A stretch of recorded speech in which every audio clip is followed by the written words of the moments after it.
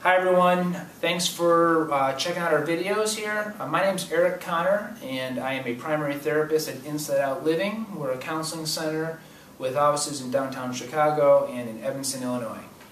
And my name is Steve Lackey. I'm co-founder and partner of Insideout Living. So today, Steve and I, we want to talk about the age-old question around addictions.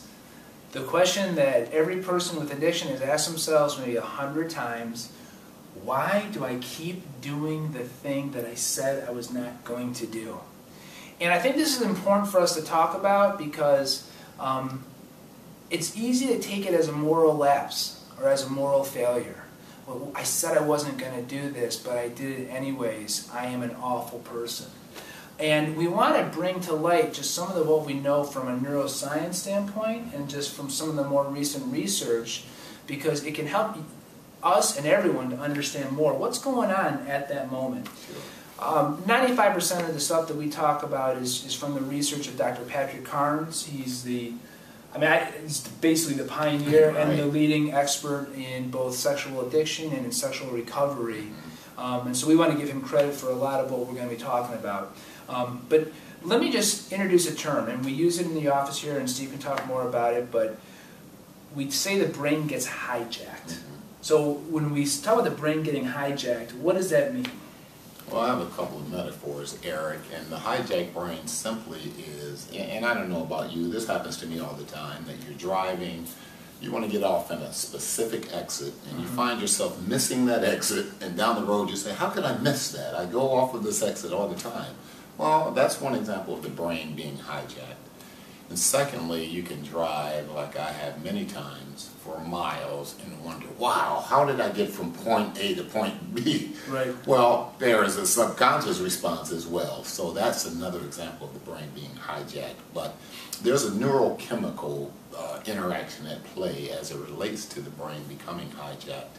And that is doing something that you said you wouldn't do, and you continue to do it over and over. Absolutely. So we're kind of big in the science here at the counseling center, but the brain is incredibly powerful, and so what happens is that as we go through the addiction cycle, we go through the preoccupation and the obsession into the ritual, the whole time there's certain neurochemical reactions taking place. And for anyone that's been in that place, you get to a point and it's almost impossible to turn back because the brain is now kind of in charge and you've been hijacked. Sure. So, so what are some things that people can do if they know their brain's getting hijacked and they're doing things that they shouldn't be doing? What are some ways to help prevent that? Sure. Well, there's quite a few interventions that people can do. It's real important that you recognize, one, if there's an actual addiction, because if there's an addiction associated with the hijacked brain or with the preoccupation, the addiction cycle, and or as we mentioned in the earlier video, the iceberg, then call us, because there's plenty of interventions that we have for those. But if you find yourself in the middle, there's some safeguards that you can take by either using the phone, going to a meeting, meditating, deep breathing. There's quite a few things you can do. But again, it's easier to stop if the ball's at the top of the hill, only falling 5 feet. Absolutely. Than if you build momentum with the ball rolling 50 to 100 feet. Once that process is begun, you're going to go through the whole system and the whole cycle of having the hijacked brain. Absolutely.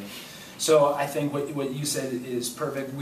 The thing to do is we have to get our brain out of that loop as much as we can, and you're right, the longer we wait, the harder it is. And so that's why when people say, well, I'm just going to have one beer, or I'm just going to quickly look at this one porn site, that's just the brain trying to get what it wants. So so the brain is powerful, the brain does get hijacked, neurochemistry plays into this. It's not just moral failures, or you're not just something wrong with you, but there's big forces at work, and so we try to help people understand more about that and get all the tools they need to not let that happen again. Sure. And in future videos, Eric, we're going to talk about the neural pathways and those neural networks that contribute to the cycle. Absolutely.